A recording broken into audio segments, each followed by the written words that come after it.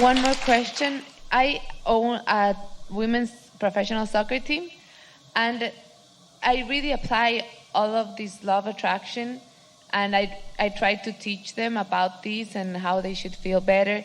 And I feel like this season we really did that. But then we didn't win, and I accept it because you don't always have to win. We were vice champions. My question is, when you're playing on a team, I know that you attract everything like to yourself.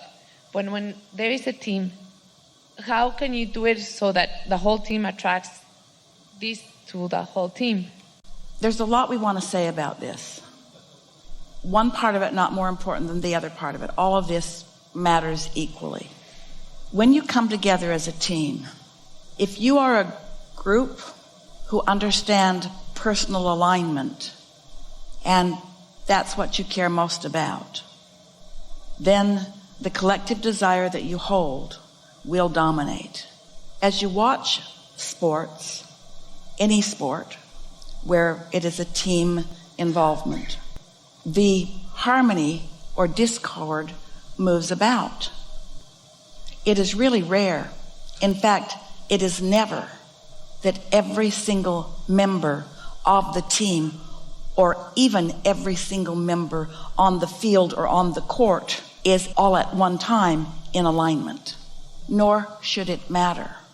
So as the owner or the captain or a participant who really cares about this winning, your work must be to not need your alignment to be contingent.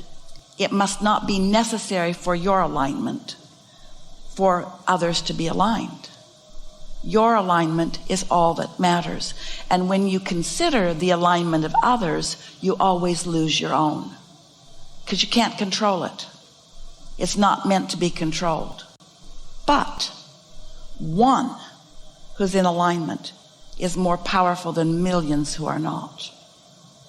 So the key is to collaborate and to encourage and to appreciate and to adore not just your team, but your opponent as well. Appreciate everyone who's part of the game, everyone who's part of the league, everyone who's part of the experience of the creation, everyone. And then set your intention softly. Your inner being knows you want to win. Your inner being isn't saying anything like, well, we know you want to win, but instead we're going to give you just a warm, fuzzy heart. You get to decide that you want to win, but your winning can't be contingent upon a bunch of things you can't control. Esther has fun. Often she watches teams she cares about, even on television, or sitting in a sports bar at the airport as she's traveling through. And she and a friend, different friends, but Esther will say, I don't know about either one of these teams very much, do you? And her friends always say no because they don't care about sports at all. She drags them there. And then she says, let's figure out who's losing and let's help them. 100% of the time they win. So I should invite you to my And then,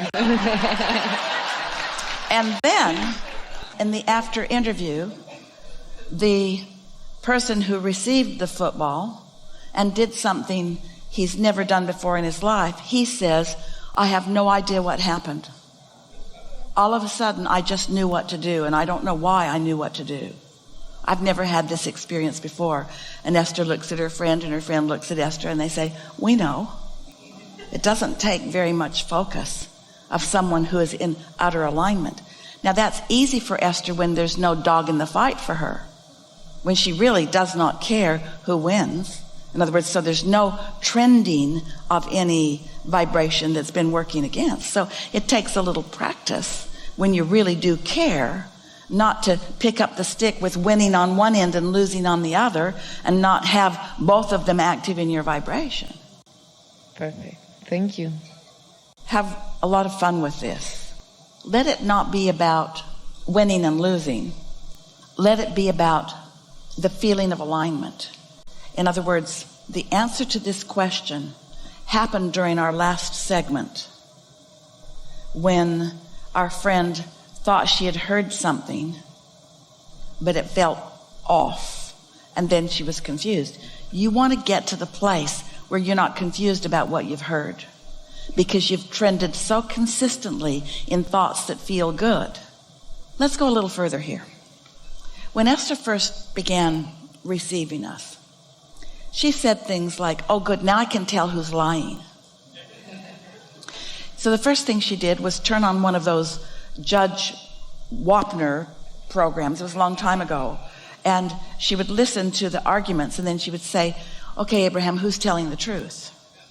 And after she watched a few of those programs, we were able to help her to understand that there's a better question to ask. It isn't who's telling the truth, it's who believes what they're saying.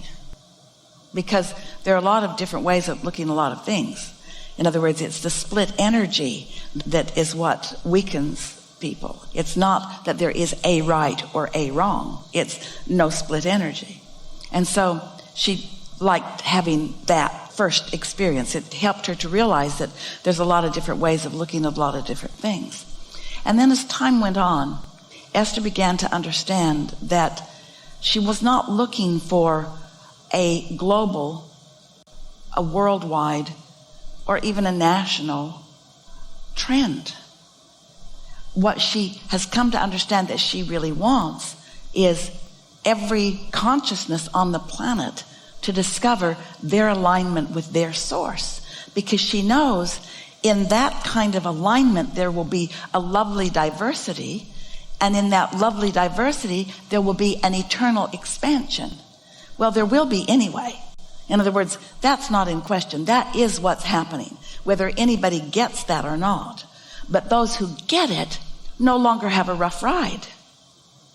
Those who understand that, there's no reason to push against anyone, instead appreciate their point of view, because it helps you to clarify your point of view, and understand that the universe can deliver to everyone what they want. And that's a really hard thing for humans to understand, because you think mostly that there's a finite winning, like winning the game or winning the championship, and that if someone wins then someone must lose, and that isn't how it is. It's everyone can get what they want if they are in alignment with what they want. And in this one game, this team wants to win and this team wants to win. Only one gets to win. How can everybody get what, if they want to win, how can everybody get what they want if only one can win? Everyone wants to win, but there are other things that they individually want, like to play a better game than they've ever played, or to be more in alignment than they've ever played, or to feel the integrity of their physical body in a way like they've never known it before, or to have a connection with source energy that lets them feel powerful in a way that they have not known before. In other words, there are lots of intentions, that's what we're talking about, that are in that vortex. And everyone doesn't win every game. Look at how so many of the championships go. The teams that are the most in alignment are right up there, 1 and 2 in the championships. And the difference in the statistics between those who carried the trophy away and those that didn't often is very minuscule. You can see the excellence that is experienced by so many of them, you see. And so we know this is one of those conversations that sounds like you don't really know what you want and you're going to get what you really want even though you don't know what you want. That isn't the message that we're wanting to offer you. We want you to identify what you want, and we want you to trend in the direction of what you want, and we want you to get what you want. And if this time-space reality can inspire the desire within you, it can deliver the results to you.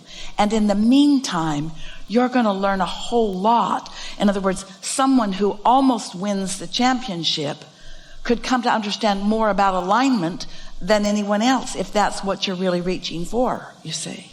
Everyone who is playing sports understands that somebody's going to win and somebody's going to lose every game.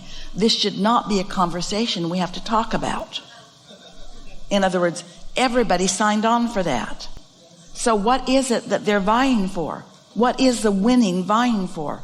It's doing what I mean to do. Doing what I mean to do. Setting an intention and doing it.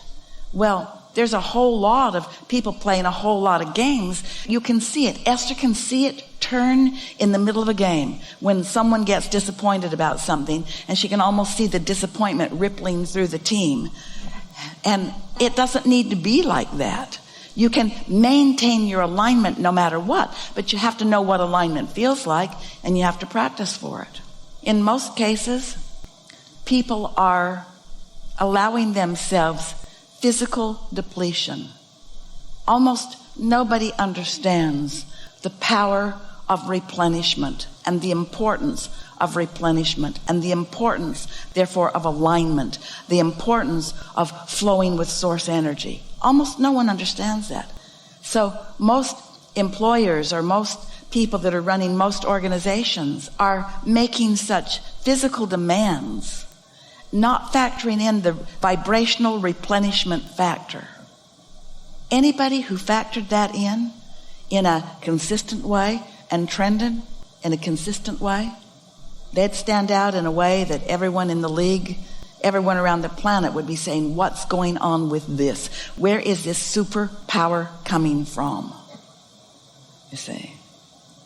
And what feels better than alignment? Don't you love that feeling of tuned in, tapped in, turned on? Isn't that just an exhilarating feeling? But don't beat up on yourself in any moment that you don't feel that way. So this whole conversation is about getting in alignment and then not winning and then having a feeling response to the win. And of course, we know you know that. It's finding the feeling. And when you get there, when finding the feeling is what matters, you win every time. You win every play. You win every thought. You win every game. You win every relationship. You win it all. You just keep winning and winning and winning and winning and winning, because there is no regression in this universe. There's no going back. There's only moving forward, which is winning. So how the human consciousness comes to this place where they have an experience and they don't accept that they've moved forward and therefore have won, because they're measuring themselves against something else and they're concluding that they've lost. You can feel the difference, can't you? Can't you? This is a really good time for a segment of refreshment.